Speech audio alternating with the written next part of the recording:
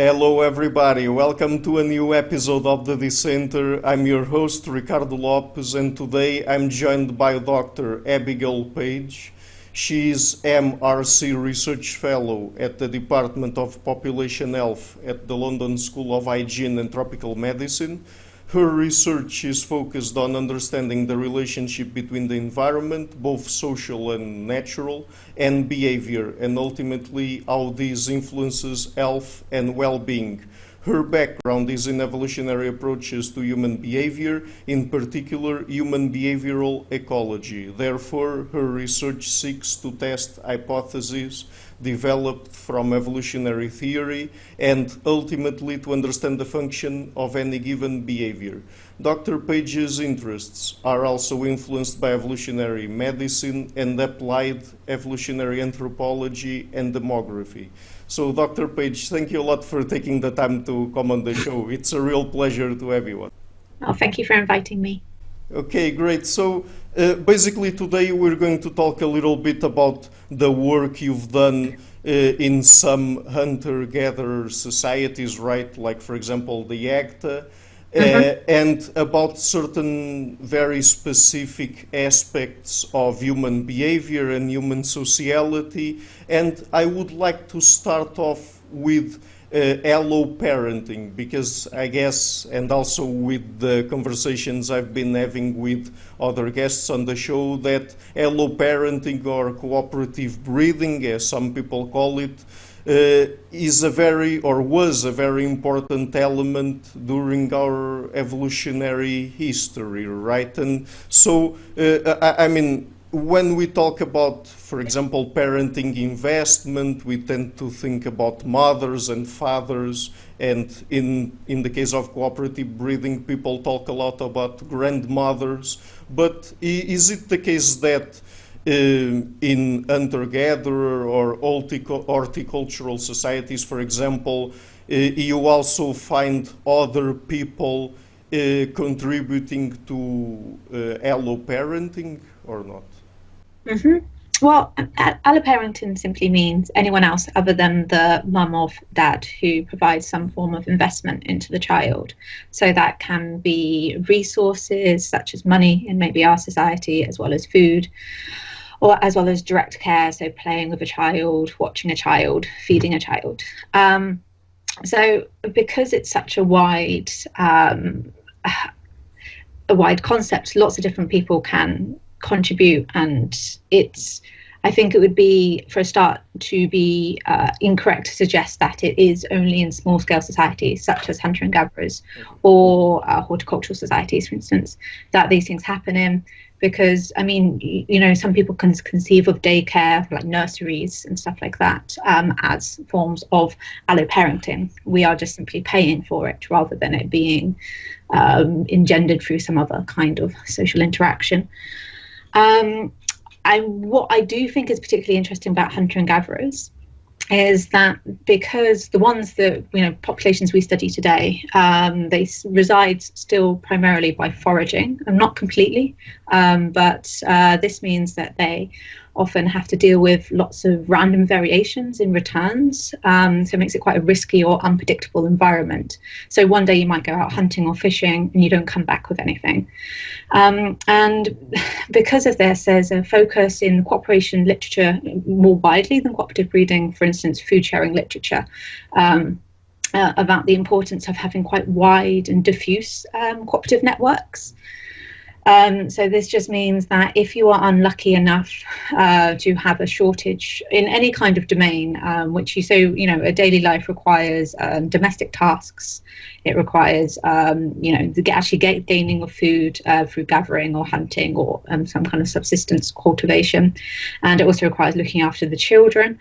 And so, you know, you need to cover these domains, and if you get a shortage in any of those, if you were to rely on a singular person, so for instance, if it was your partner, if you're looking about the mother, or a grandmother, for instance, or an aunt or an uncle of the child, you know, they may not be around. They may be living in a different camp. They may be dead, and or they have their own demands. They have to look after their own children. They have to get their own food. So if we understand that people can have be able to go to lots of different types of people and be quite flexible, then I think this is what hunter and gatherers are quite interesting for, because they have a good environment for those kind of interactions to occur. But generally speaking, I think worldwide you see like lots of different people are important in helping someone to raise their child, and it's very culturally dependent, because there's lots of different factors influencing why they might help, what are the benefits gained from helping, and if those people are simply available or not. Mm-hmm. And I mean, is it also the case that we have to take into account in these more traditional societies that maybe one of the reasons why there's some variability in terms of the people that perform alloparenting is, I mean, one of the things that we have to take into account is that these groups are very fluid and there's a lot of movement of people between different groups, right? Yeah, so if we take a hunter and gatherer case such as the Agta, so they are quite mobile. I'm trying to remember off the top of my head, but I think on average a family or a household would move once every 10 days. This is seasonally dependent and it will vary, but over the time period we did our data collection. So the composition of the camp will change if they are a mobile camp. And also a second factor is they're quite a high mortality population. So whilst I think the average age, the average life expectancy at birth is something about 30. So you have quite a high childhood and juvenile mortality rate. But then you also have quite a high mortality rate after the age of about 45, 50. And this is quite important if we think about the importance in the literature in grandmothers. So grandmothers are argued to be, I think Hurdy calls them the ace in the hole in cooperative breeding, because they have a close relationship with the mother or the father, and they also have a close genetic relationship with the child. So, they are 1/4 related to that child, which is half of what they would be to their own children. So it will increase their genetic representation in future generations to assist that child. And this is certainly true, and they have in many societies where there are grandmothers alive and able to help. They are extremely helpful. They provide care when it's most needed. So if a child is sick or a family is poor or the father is dead, for instance, we can often find that grandmothers will step in. However, they aren't always necessarily available in some societies. So if populations have a similar demographic profile to the Agta, which is quite high fertility, high mortality, there's simply very few grandmothers within the population. So in my research, I find that only about 50% of children have a grandmother, and those grandmothers are actually alive, and maybe of those grandmothers, only 50% will be co-residing. Mm-hmm. And those grandmothers will also have other children because it's quite a high fertility population, and they often still maybe have 2 or 3 children themselves they're looking after, and then they'll also have a lot of grandchildren to look after. So the grandmothers may be helping one particular child, but doesn't mean that it's a bountiful resource for all the children. And this, of course, is completely different to societies elsewhere where the grandmothers are living longer and they have a lower fertility, and perhaps they only have 1 or 2 grandchildren, and then they can really invest in them. So it's a demographic characteristic, I think, of the population. Mm-hmm. In the hunter-gatherer societies that you've studied, did you find, for example, that there are differences in terms of investment between paternal and maternal grandmothers or grandparents? I'm just asking because we as humans and other species as well have this mechanism that we call paternity uncertainty, right? And so I was just wondering if you find those kinds of differences just because the paternal grandparents would be less certain that those grandsons or granddaughters are really theirs. It's actually quite hard to answer, in part because there's so few grandparents, and particularly so few paternal grandmothers. Once you separate it into paternal and maternal, you've got a sample size of maybe 5 or 6 on either side. And so it's actually quite hard to find out if there's systematic trends going on. But there's a couple of reasons we wouldn't necessarily expect it in the Agta, in simply because co-resident, so normally because of the type of population they are, they don't have much wealth or resources to transmit over long distances, so care really requires being in the same camp. And individuals seem to live by locally, so they live in both their parents, their mother's camp, or their father's camp, and it doesn't have any particular systematic variation. So it may be just the person that is available is helping. So it's quite hard to say. The only thing I'd say is, as in many populations, the males tend to be older at marriage and then at first birth. So the paternal grandparents tend to be older, and so they're less likely to be around. So you may have more maternal care from maternal grandparents simply because there's more of them. But it's very hard to quantify this. Mm-hmm. And in terms of the role that fathers play in human societies, and in this case particularly in the more traditional ones, because on the one hand, if we look at males themselves, human males, it would seem that from an evolutionary perspective, an optimized reproductive strategy for them would be to try to inseminate as many women as they can, and then to try to reproduce as many times as they can, because they don't have an obligatory parental investment like women do also, as I've referred to previously, because they have paternity uncertainty. But on the other hand, it's also the case that our human infants are very dependent, and so it would also make sense that in order for them to effectively survive and also to reproduce themselves, and so to increase their own parents' fitness, that the fathers would have to invest at least a little bit, right? Yeah, it's interesting. Early on within the cooperative breeding literature, there was a division between the importance they're put onto males provisioning, and because they are, particularly in South American populations, for instance, they're really associated with a high proportion of the calorific returns, because hunting, even if it can be quite variable, often is obviously meat is of high density for calories, and that's quite important.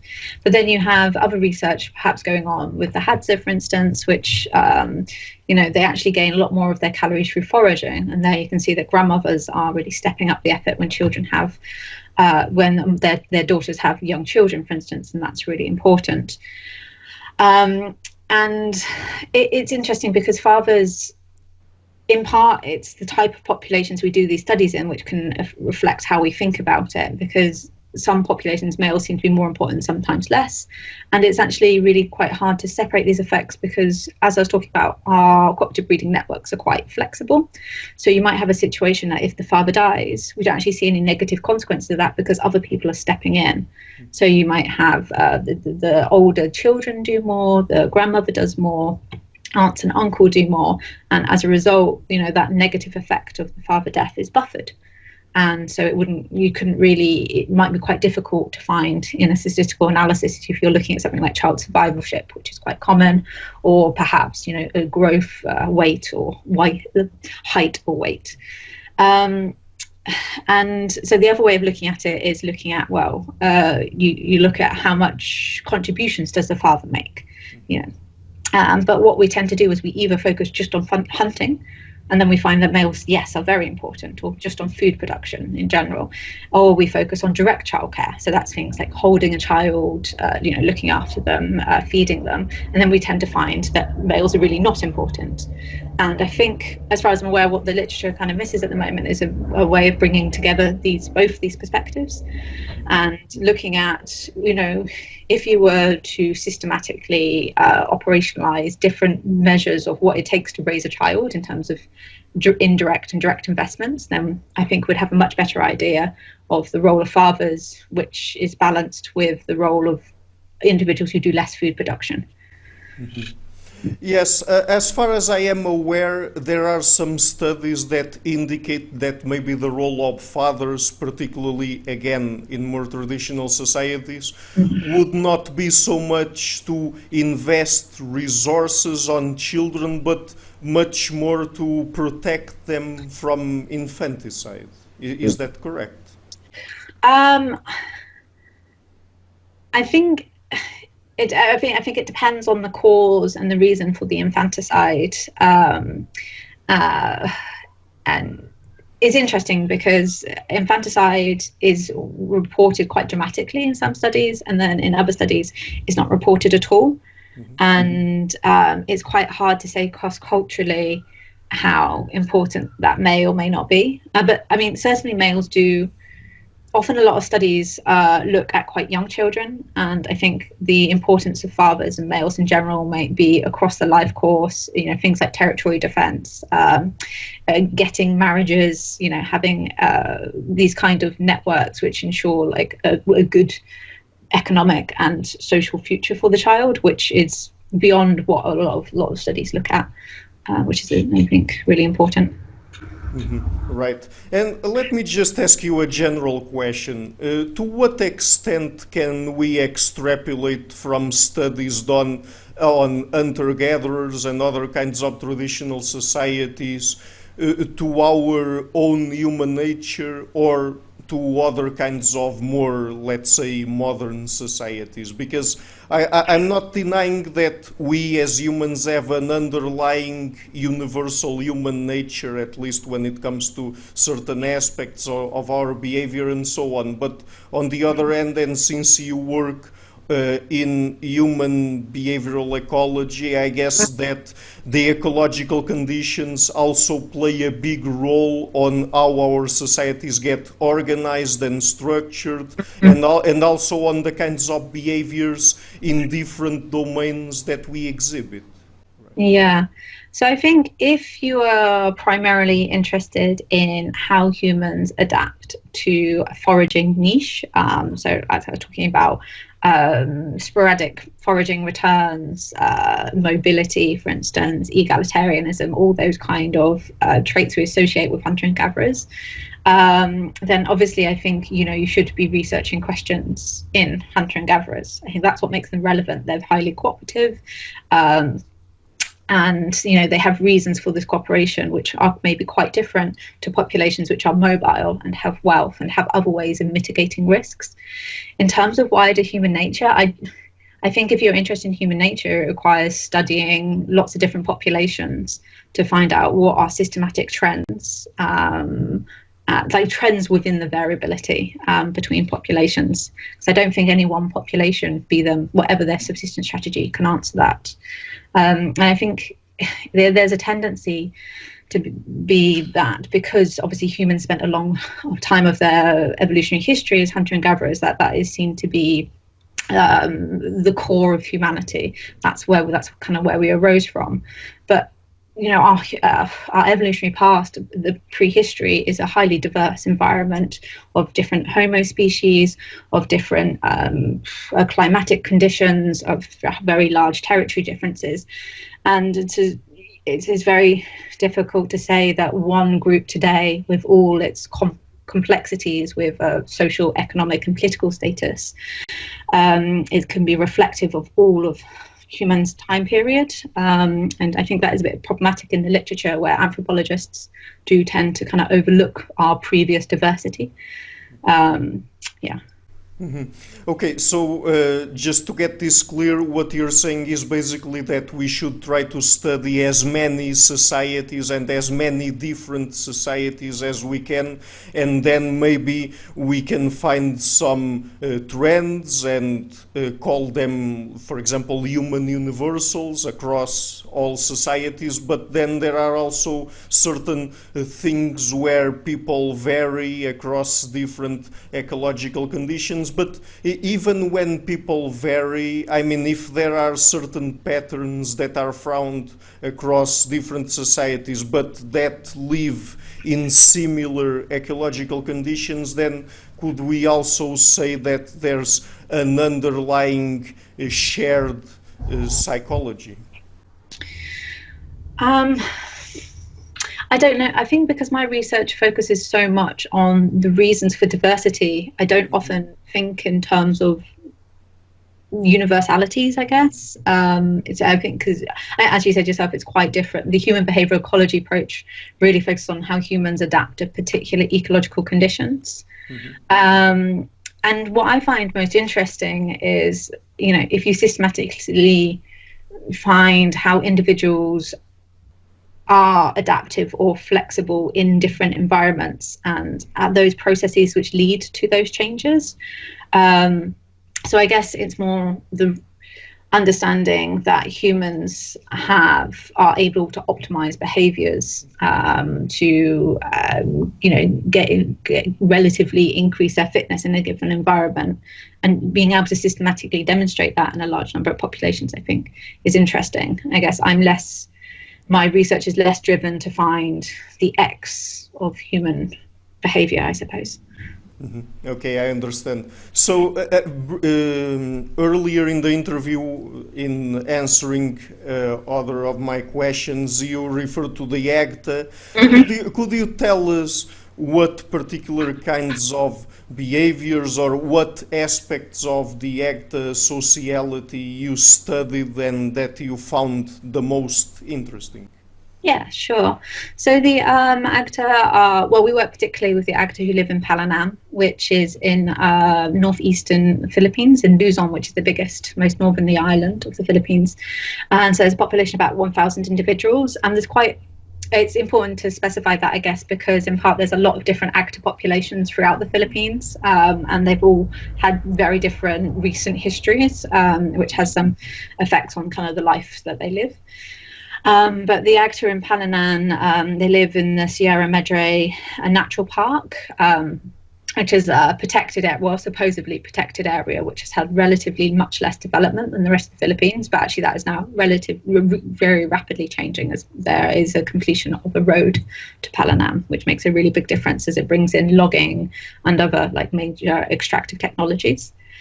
Mm-hmm. But I guess what I found particularly interesting about the Agta is that within quite a small area, perhaps maybe a 10-hour walk between different camps, you have camps which are living very different types of lifestyles. So the Evangelical Church, for instance, has been quite a big influence in parts of Palanan during the last 20 to 30 years.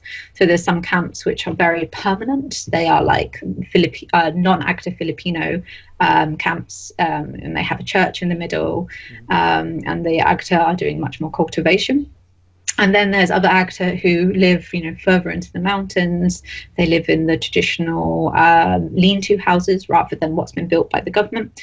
And they move camp really frequently. They forage, they fish, and they have a much more, I don't want to say traditional lifestyle, but they have a lifestyle which is much more like we understand hunter and gatherers to have. And so what's interesting about this is that this diversity within the population allows us to test hypotheses associated with if people make certain lifestyle decisions in terms of things like mobility or subsistence, what consequences does this have for other interesting characteristics, such as behavior in terms of cooperation and reproduction, looking at who, if the family structures change, then who looks after the children? Does that have any consequences for the children's well-being? As well as looking at fertility and mortality and health-related changes. Mm-hmm. So it's true that you also use the Agta, let's say, to study what happens when people engage in agricultural work, and maybe to come up with some hypotheses as to what might have happened in the Neolithic when people moved from a nomadic hunter-gatherer lifestyle to a an economy based on agriculture, right? Yeah. So it's important to note that the Agta are in no way representation of the Neolithic transition. It's just that they have a suite of characteristics which represent similarities in the Neolithic time period, which we can test these hypotheses on, because it's quite hard to test some archaeological hypotheses which are related to behavior, because behavior leaves very little trace in the archaeological record. If we're talking about things like fertility, it's just quite hard to get at if you're at the individual level. So yeah, because the Agta have variation so primarily it's variation in the degree of cultivation they do, as well as their level of mobility. But these have associated traits, things like food storage, because if you're less mobile, you can have more rice stored. They have more wealth because they also do more cash labor, and they integrate with the non-Agta population more. And so these all have parallels within the archaeological record, which we see in that kind of time period from about 13,000 to 6,000 years ago, depending on the position. And what's interesting is these changes have been associated in the archaeological record with a deteriorating health. Generally, and it's quite a strong pattern that we see worldwide. So you have increase in the number of lesions on bones, for instance. There's an increasing problems. You see markers of disease in teeth. You see a reduction in stature. Increased load bearing on lower limbs, all these topics. But we also see the Neolithic demographic transition, which is a sudden increase. And this is not at the individual level, but in a larger time scale. But we do see that population growth, it has significantly increased over this time period. So you have this kind of paradox where you have people who are less healthy, but are reproducing more. And so we simply wanted to explore that hypothesis in the Agta, just because you had populations which varied in degree of cultivation and degree of mobility, and they had enough variation in fertility as well as health. So it makes an interesting case study. And is it the case that their health decreases because of their changing their diet, or? Haven't got enough evidence to say yes to that, and I suspect it might be more related to the degree of sedentarization. So we had a number of variables that we explored, and generally I found the sedentarization variables. So that's if you never move camp, if you live in a big camp with lots of people in it, and that has permanent houses. So these are wooden structures with a metal roof, and they never change. These are always better predictors of decreasing health, so different markers of health, such as intestinal parasites, self-reported ill health, as well as blood composition analysis, which indicates if someone is suffering from a viral, a bacterial, or a parasitic disease. These are always predicted better by sedentarization rather than the kind of subsistence strategy people were following. But it's quite hard to pull these apart in a small sample size and a small population, because they are really tightly interwoven. But it's interesting because epidemiologically, if we just think about parasites, for instance, so these are intestinal worms, which were primarily in the Agta, roundworm, whipworm, and hookworm. And these often live on the ground, fecally contaminated soil. And so when populations sedentarize, they don't necessarily have toilets, or if they do have toilets, they're non-functioning. And so you have a build-up of fecal matter. And that just means that when individuals have a parasitic worm, the larva or the grub live on the floor, or the egg, they live on the floor until someone comes in contact with them again. And that can go through the transdermal route, through your foot, or it's a fecal oral route because it gets on your hands and then you eat. And so what's interesting is that in mobile populations, when an area is too dirty, they just move away, they leave it. And so they're not completing the life cycle of these intestinal parasites. But as soon as you sedentarize, you're using that land every day, again and again.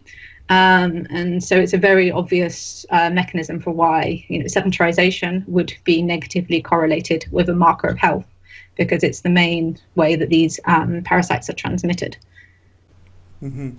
Okay, so let me see if I understand. So when they sedentarize, basically because they can get away from the things that they produce, let's say physiologically, and also because their demography increases, that is, they have higher population densities, then it is easier for transmissible diseases to be transmitted among more people.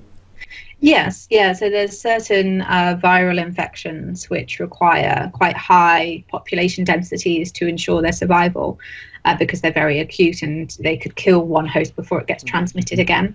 So these are known epidemiological properties of diseases which we can see operating within the Agta. Mm-hmm. Okay, and do you know if their social structure or the way they organize society or even their social dynamics change when they sedentarize? Because earlier you said, for example, that when they move into agriculture, then it's easier for them to start accumulating resources and accumulating material wealth. So is it the case that over time you see increased social and economic inequality, for example?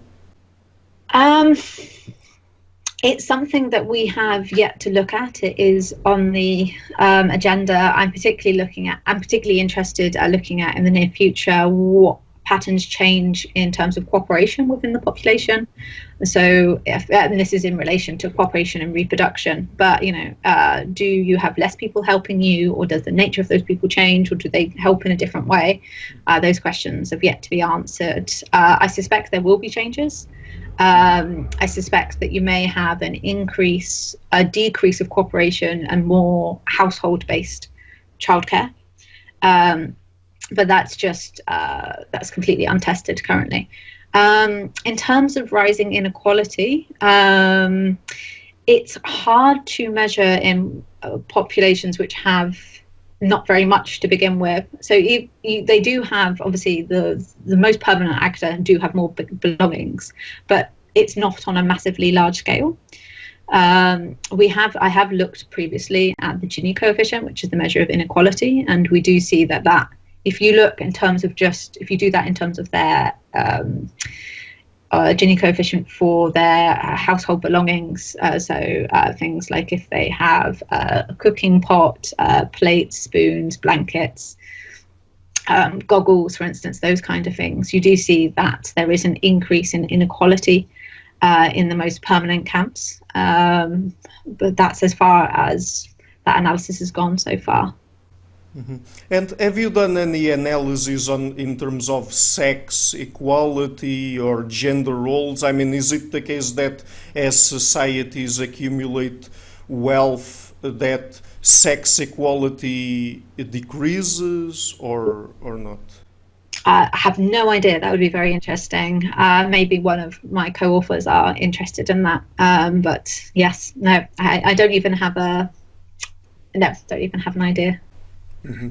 Okay, so and do you know anything about social hierarchies? Do you know if they also come up with more fixed social hierarchies as they move to agriculture? Or because that's one of the things that some people talk about, right? That back in the Neolithic, when we moved to sedentary societies, then over time we got more fixed social hierarchies. Yeah, I mean, egalitarianism is really associated with mobility because it is a way of, if you don't have many belongings, then people don't have a chance to accumulate these belongings. Mm-hmm. And you have this kind of leveling behaviors which ensure cooperation. So it's a cluster of traits which are really closely interrelated as a way of surviving that kind of mobile foraging niche. But you can have hunter and gatherers which live much more permanently. They live in much more complex and dense environments. So you take the traditional example of the Northwest Native American populations, for instance, and they had much more social hierarchical structures, and they had slaves from neighboring villages or clans. And so But in the Agta case, it's in part it's because the most permanent groups do interact more with non-Agta farmers, and then they're often asked to have someone to speak for them. So someone is designated to become the spokesperson, and so they will can be seen to have a higher position of power. But how much power they actually have, like if people actually listen to them, I don't know, because the Agta and very much a part of the kind of egalitarian perspective or outlook is that, you know, individuals are free to do what they want. So if an individual wants to go be the spokesperson, they can go do that, and they can go speak about those topics. But that doesn't necessarily mean that they have weight among the rest of the population, and the rest of the population will listen to them. So.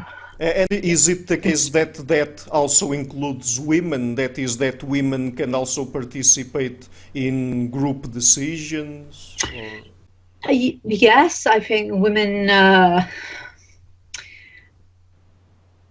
in the Agta, there would be, so you'd have the situations where some people would be more charismatic and would dominate the group conversation more, and sometimes they would be males and sometimes they would be women, and I never really noticed a trend on who was given more or less respect. So I don't think that, it's not my particular area of focus. This is just from my living with the population, but I wouldn't say there was a particular gender difference in leadership. But the leaders who are chosen, who in the permanent camps, for instance, they're always men. And I think this is more reflective of the wider Filipino society, and you know, who is picked, because it's often picked by church leaders, and because they also act as a pastor in the church, for instance. It's really complicated by these external influences, so it's hard to pull apart. And I think in part because status and leadership and power and dominance all mean quite slightly different things, and it's hard to say who is the most important, because it might vary depending on if you were looking for hunting advice, political advice, social leverage, and, you know, I think there's a lot of interesting research coming out about this at the moment, about how we understand social status and power and dominance, which is really interesting. Mm-hmm. So earlier, when you were referring to several changes that you see occurring when they move into more sedentary, agricultural-based societies, let's say, one of the things that you referred to, and please correct me if I'm wrong, is that when they move into those kinds of societies, there's a change in the way people reproduce, in the sense that they make a trade-off between child survival and increased fertility. Right? Yeah, I mean, the trade-off itself might be the choice to sedentarize. So by sedentarizing, there are particular mechanisms at play which might increase their fertility, and so this isn't. So it may not. The reason why they're sedentarized may have nothing to do with fertility, but because without modern contraception, fertility is really influenced by energetics. So that's things like the energy that you're expending and the energy that you have coming in, and the balance between those two. So as women change the way they work, so if rather than going on long foraging walks, for instance, they're covering large distances, perhaps they're just doing a garden plot within the camp, they might be using much less energy. They may be doing more food processing within the camp. So whilst this still requires energy, perhaps not in the same way that gathering does or fishing does. And then also the Agta who do live in more permanent camps have a higher rice contribution to the diet, and rice is dense carbohydrate, so that is going to increase your energy intake, and you know, then your body will you'll have shorter interbirth intervals as a result, because your body thinks, okay, I've got enough resources, I can go ahead and have more children. As a consequence of this, you know, you then have shorter interbirth intervals. This has known negative effects on child survival or child well-being. But also, as we were talking about, so do the consequences of sedentarization. So you have increased build-up of, well, you have no ways of dealing with, there's no sanitation in the camps, there's no infrastructure. So you're going to have a build-up of rubbish and fecal matter, for instance, which are going to be sources of disease contamination. You have no easy way of doing hand washing, and you also have people living in bigger densities, and they're also living closer to the non-Filipino, the non-Agta Filipino communities, so you can increase disease transmission before these, and so this will have an effect on childhood mortality rates, which is what the Agta have particularly the Agta have very high childhood mortality anyway, and it's significantly increased in the most permanent camps. So talking about reproduction, you published a recent article titled "Why So Many Agta Boys?" explaining extreme sex ratios in Philippine foragers. And as far as I understand it, you suggest there that, that what you studied there might be explained by an adaptive mechanism operating at the level of the uterus, and I'm following, as you say, there are Fisherian principles of equalizing parental investment. So could you explain more clearly what you studied there and what conclusions you arrived at? Yeah, so this paper actually just arose from a curiosity of when I was looking at the demography of the population. You know, you typically will do a population pyramid and you'll look at the age and sex distribution of the society. So it's where you have males on one side and females on the other, and then on the x-axis you just have the count. And what we could really clearly see is in that first age group of 0 to 5 years, you have a really high number of males, a much smaller number of females, and then the future age groups are normalized. So you just have this preponderance of males in that kind of early age group. And the first explanation people say was, okay, well, there was infanticide. There was female biased infanticide, because an absence of females mean that these females must be being killed somehow. But this was quite jarring to what I know about the population, in part because it's quite hard to demonstrate infanticide, in part because people necessarily aren't maybe going to want to talk about it. But there's some things that suggest it's quite unlikely. So first of all, the Agta are, they're egalitarian and they're sex egalitarian. They don't really have a preference for boys and girls. They don't talk about a preference. They don't have any differences in parental investment behaviors between boys and girls.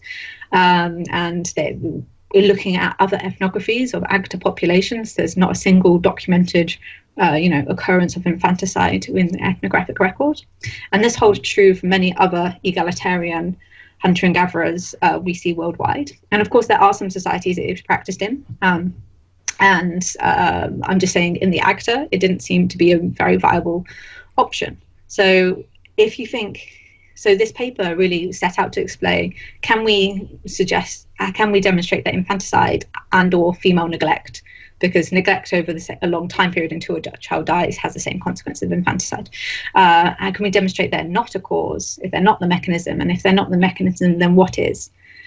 So what the paper did was, first of all, looked at the sex ratios and demonstrate that there is a significant, because it's quite a small population, sometimes you can have really extreme sex ratios, but it doesn't actually mean very much if you only have a sample of 10 or 15 individuals.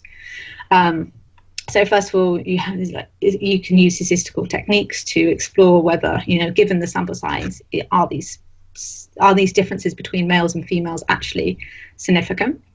And once we did that, we started looking at different mechanisms that could be possible. And the two possible mechanisms, other than infanticide and or neglect, is you have a biased sex ratio from birth. So that means that women, when they give birth, are actually having way more boys. And so that means there's some biological mechanism before, at conception, at implantation, during pregnancy, for instance, or any of processes between those, which is going to influence the survivalship of the embryo, which will have consequences for the gender of the child which is born. And those mechanisms are we don't know too much about them. There's more research in birds, and there's been demonstrated, for instance, I on top of my head I can't remember the species of the bird, but these experimental manipulations of environment, you can demonstrate that birds will very rapidly change the sex distribution at birth of their broods. So we know it's possible in other animals. It's just there's very limited research in humans.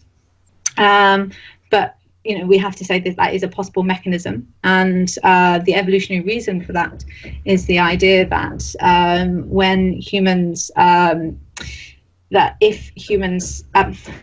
if a species had a particularly higher male mortality before the end of parental investment, you can have a balancing of parental investment, as you said, by producing more of that sex. Because if you have more of them, but then more of them die off, then ultimately you're going to have this balanced sex ratio later on in life.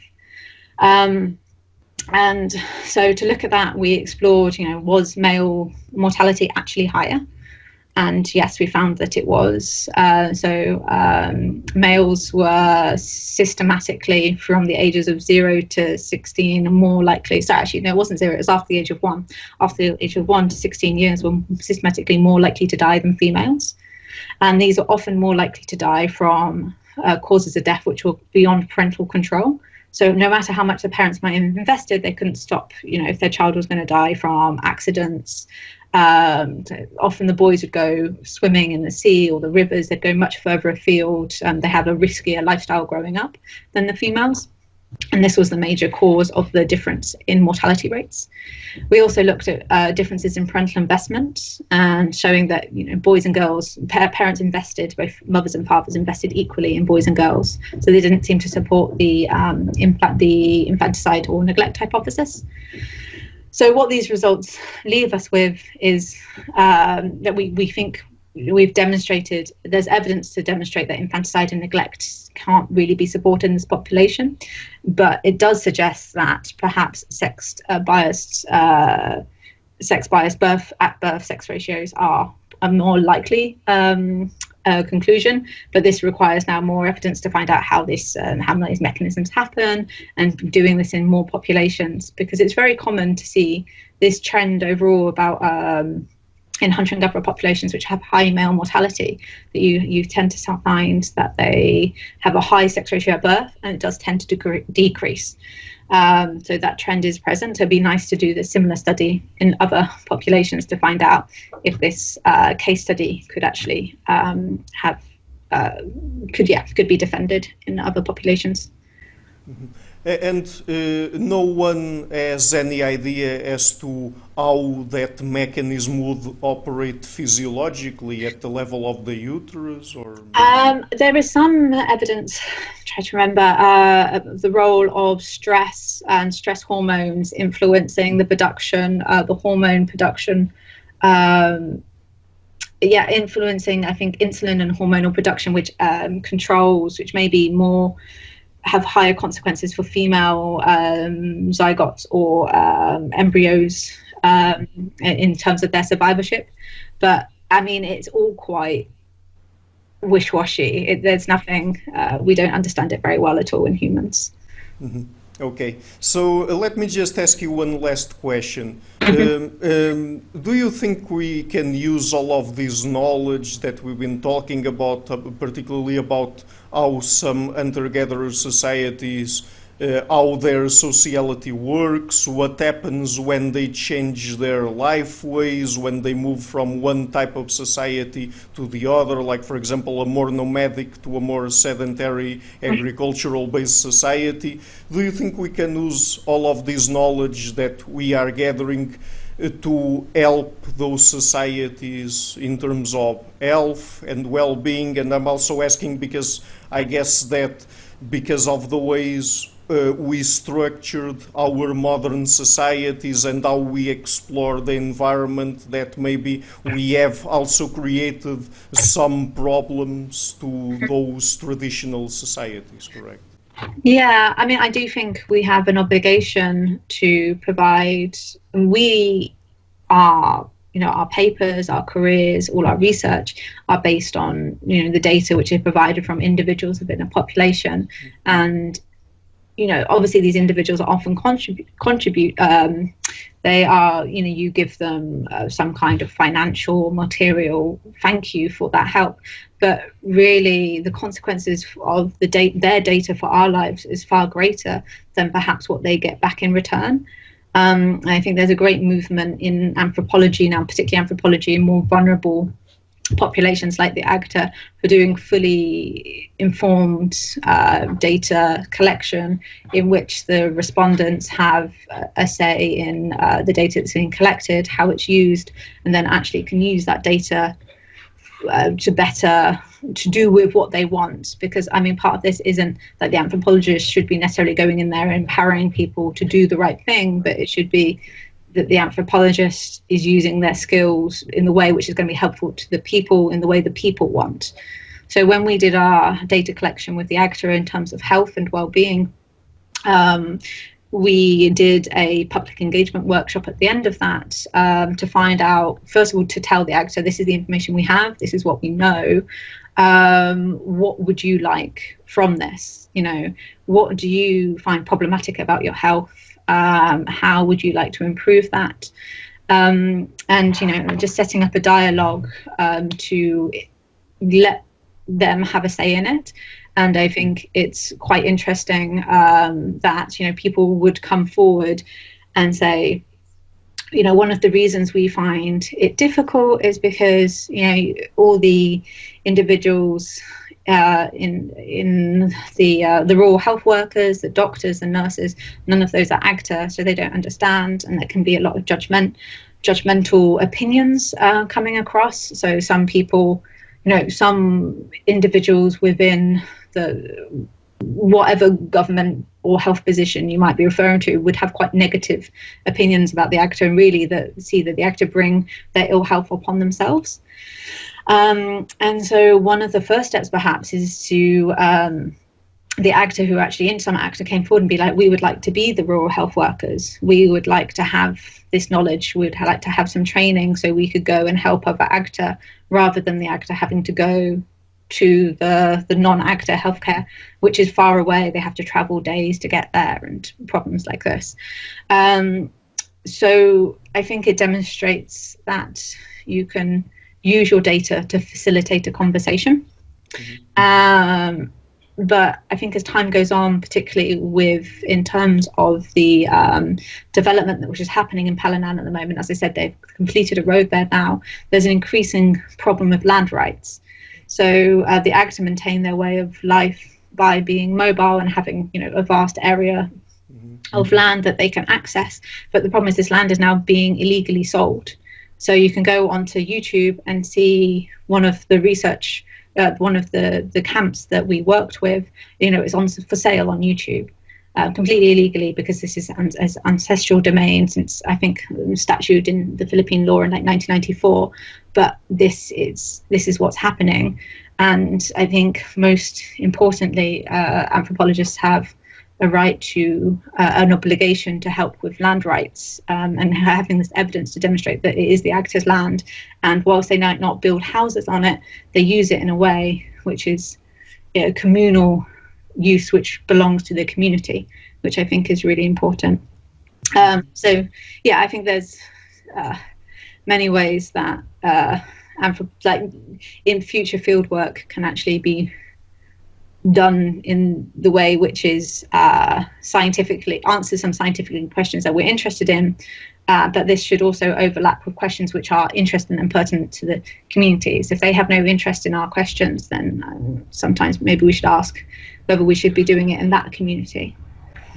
So it's really better for us to do these studies, acquire this knowledge, and then to transmit it to those populations, those societies, and ask them what they prefer, what they want to do with it, instead of simply doing as we unfortunately did historically. That was, we simply wanted to explore, for example, the resources of those territories and then simply force those peoples to integrate into our modern societies, right? Yeah, I think it's seeing societies like the Agta as partners in the research process. So it's asking them from the beginning, what is of interest, what would you like to know, and working like as a partnership from there, rather than kind of tagging on, kind of sharing data at the end. I think it should be more of a